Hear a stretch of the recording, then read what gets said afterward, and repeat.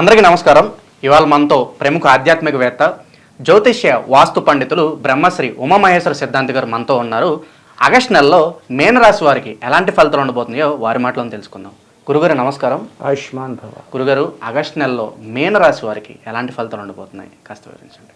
మీనరాశి వారికి ఆగస్టు నెల ఏలినాటి శని ప్రభావం, శనివర్తు రాహు, కుజవర్తు కేతు అని ఇందాక చెప్పుకున్నాం.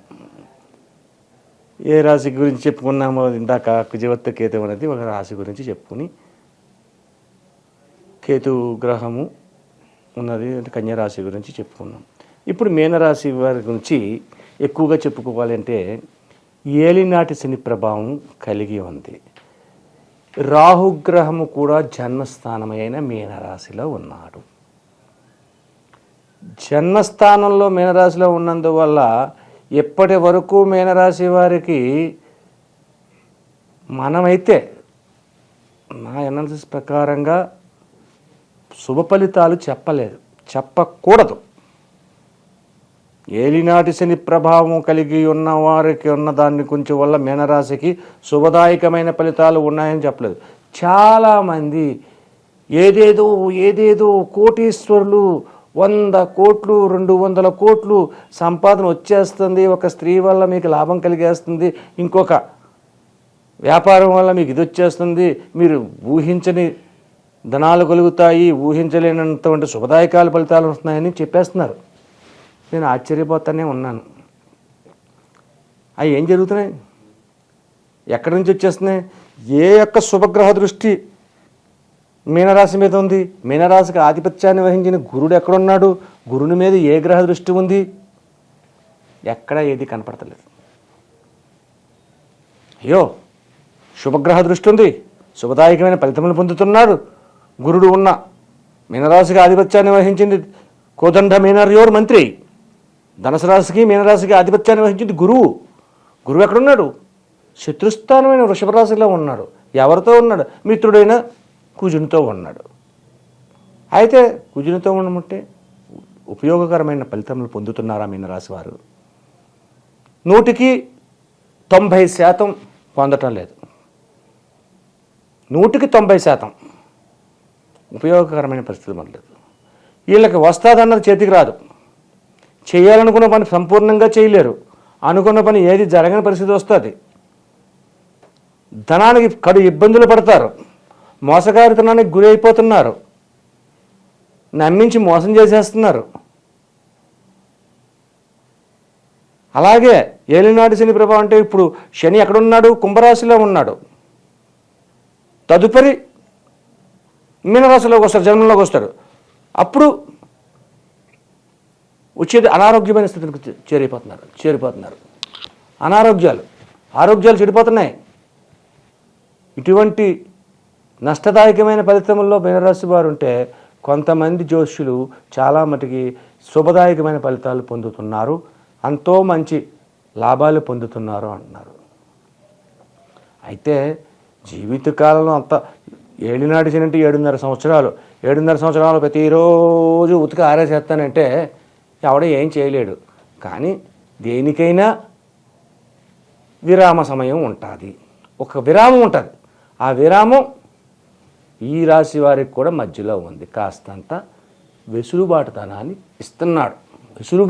ఆ వెసులుబాటుతనాన్ని మనం ఉన్నతమైన స్థితిగా తీసుకెళ్ళకూడదు.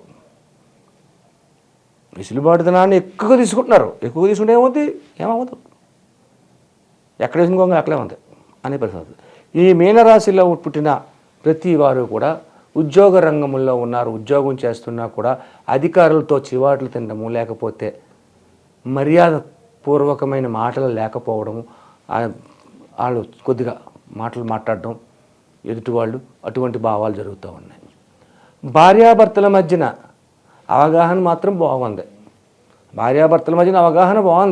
పర్వాలేదు, గొడవ పడతలేదు, కొట్టుకోవట్లేదు, తిట్టుకోవట్లేదు, అన్యోన్యంగానే ఉన్నారు. ఇక సమయానికి రావలసినది చేతికి రాక ఇబ్బందికరమైన స్థితిని పొందుతున్నారు. అలాగని చెప్పేసి ప్రతిసారి అలాగ ఉన్నదా? మీనరాశికి శుక్రుడు ఉన్న స్థానము షష్టమ స్థానమైన తృతీయ అష్టమాధిపత్యాన్ని వహించిన మీనరాశికి 3వ స్థానానికి 8వ స్థానానికి అధిపతి అయిన శుక్రుడు 6వ స్థానంలో ఉన్నాడు. మీనరాశికి శుక్రుని స్థానం ఉచ్చస్థానం, ఆయన 6వ స్థానంలో ఉన్నాడు. శత్రుభావత స్థానంలో ఉండిపోయాడు. అందువల్ల శత్రువులు పెరుగుతున్నారు. శత్రువులు అంటే ఎవరు శత్రువులు? నీకు బంధువర్గమే శత్రువులుగా మారుతున్నారు. ఎవరు బయటోడు శత్రువు అవ్వట్లేదు, నీ బంధువర్గమే శత్రువులుగా మారుతున్నారు. నీవు ఉన్నతను చూసి వారవలేకపోతున్నారు. నిన్ను ఎలాగైనా నొక్కియాలి, ఈయన ఎలాగైనా తొక్కియాలి, నష్టపరిచేయాలి, కష్టపెట్టేయాలి. బంధువర్గం వాళ్ళే.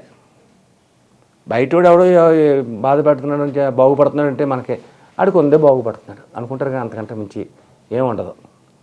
మన మిత్రవర్గం వాళ్ళు కూడా చేయరు. శత్రువర్గంగా ఉండదంటే బంధువర్గం. ఈ బంధువులే మనల్ని చూసి అసూయ, నష్టం. అటువంటి స్థితి ఈ యొక్క మీనరాశి వారికి ఇప్పుడు కలుగుతుంది. అయితే ఈ ఆగస్టు నెలలో ఎంతటి కష్టదాయకమైన స్థితిలో ఉన్న శుభదాయకమైన పనులు చేయాలి. వీళ్ళు శుభ కార్యక్రమములు చేయాలి అంటే ఖర్చు పెట్టాలి. డబ్బేదయ్యా ఖర్చు పెట్టడానికి? ఇది ఒక డౌటే. ఒక విచిత్రమైన సంఘటన ఏంటంటే, ఒక వివాహానికి కానీ ఒక ఇల్లును కానీ కొనాలి అనే యోగం జాతకుడికి ఉన్నప్పుడు ధనంతో సమాధానం లెక్కలేదు. ధనంతో సమస్య లేదు.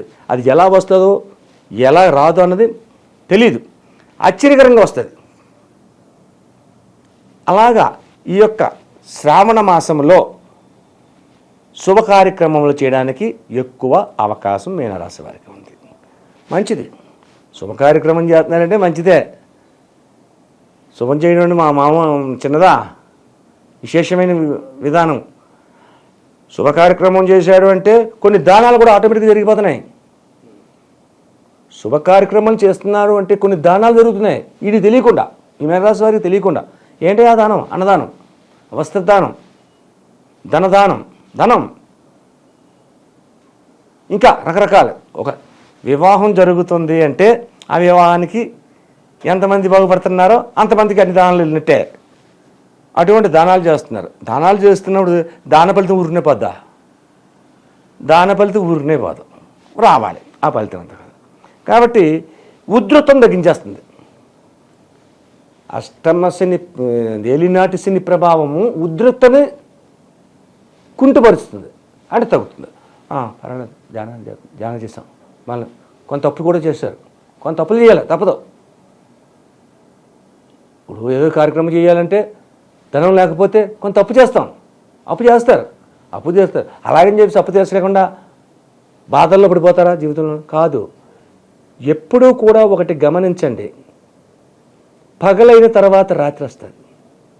రాత్రి శాశ్వతంగా నిలబడిపోతుంది, మళ్ళా పగలొస్తుంది. ఆది సోమవారం నుంచి లెక్క పెట్టుకుంటే శనివారంతో క్లోజ్ అయిపోయింది. మళ్ళీ ఆదివారం స్టార్ట్ అవుతుంది.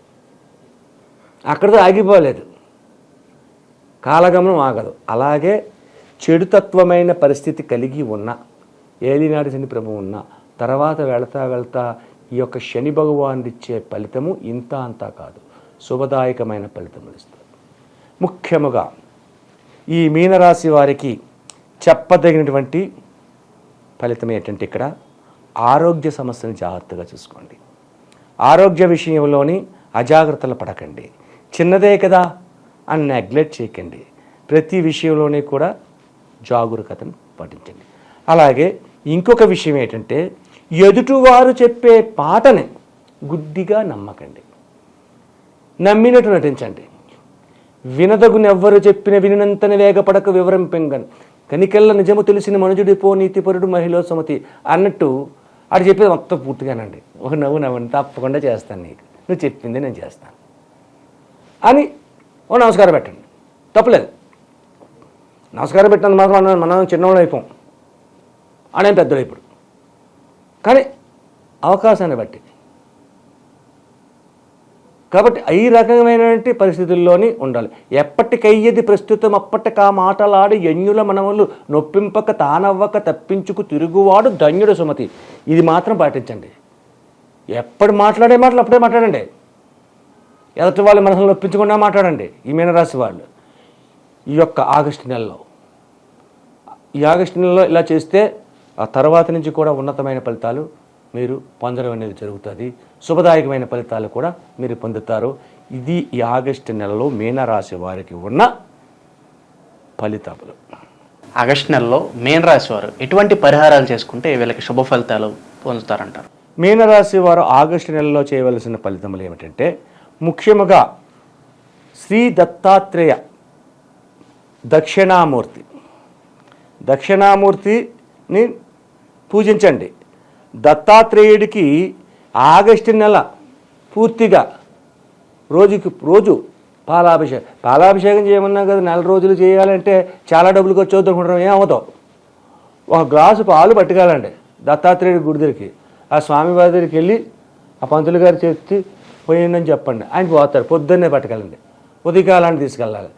ఎప్పుడో మధ్యాహ్నం తీసుకెళ్తానంటే పోయారు. అక్కడికి అలంకరణలు అయిపోతాయి. ఆ పొద్దున్నే తీసుకెళ్తే చేస్తారు. ఆ గ్లాసు పాలు, ఆవు పాలు పట్టుకెళ్ళండి. ఇంత పెద్ద గ్లాసుతో పట్టుకెళ్ళగలరు, చిన్న గ్లాసు పట్టుకెళ్ళండి. ఆవు పాలు తీసుకెళ్ళి పోయించండి. ఓ నమస్కారం చేయండి. వీలైతే కొబ్బరికాయ కొట్టండి. లేదు కొబ్బరికాయ కూడా లేదు, నమస్కారం చేసుకోవచ్చండి. దత్తాత్రేయుడు గుడి అంటే మన షిరిడి సాయి గుడిలో కంపల్సరీగా దత్తాత్రేయుడు ఉంటాడు. దత్తాత్రేయ గుడికి వెళ్ళి అది చేయండి. తదుపరి దక్షిణామూర్తిని పూజించండి. దక్షిణామూర్తిని ఆరాధించండి. దక్షిణామూర్తికి మందార పువ్వుల మాల వేయండి. మందారాలతోటి దక్షిణామూర్తిని చూస్తే ఆయన సంతుష్టుడైపోతాడు. ఆ యొక్క విధంగా మీనరాశి వారు చేసుకోవాలి. అలాగే ఇంకా వీలైతే మీనరాశి వారు ఈ యొక్క శని ప్రభావంగా ఉంది కాబట్టి ఒక శనివారం నాడు, శ్రావణ మాసం ఆఖరి శనివారం, గుర్తుపెట్టుకోవాలని విషయం, శ్రావణ మాసం ఆఖరి శనివారం దోసిట నువ్వులను నదీ గర్భంలో కలపండి. నమస్కరించి నదీ గర్భంలో వేయండి. ఎప్పుడైతే ఈ రకంగా చేస్తారో మీనరాశి వారికి ఉన్న ఏలినాటి శని ప్రభావములు కూడా సన్నగిల్లి మొత్తం పోతాయి అని కాదు, సన్నగిల్లతాయి, నెమ్మది పడతారు, స్వస్థత చేకూరుతారు. అటువంటి ఫలితములు చేయాలి. కాబట్టి ఈ మీనరాశి వారు కూడా నేను చెప్పిన ఫలితములను తూచా తప్పకుండా ఆచరిస్తూ చేశారంటే సర్వకాల సర్వస్తుల యందు కూడా శుభ ఫలితములను పొందుతూ ఆనందకరమైన జీవితాన్ని పొందుతారన్నది నిజం. సర్వేజన సుఖినో భవంతు. ఈ వీడియో నచ్చితే లైక్ చేయండి. ఆగస్టు నెలలో మీనరాశి వారికి ఎలాంటి ఫలితాలు ఉంటాయి, అలాగే వారు చేసుకోవాల్సిన పరిహారాలు తెలియజేసినందుకు ధన్యవాదాలు. ఆయుష్మాన్ భవ.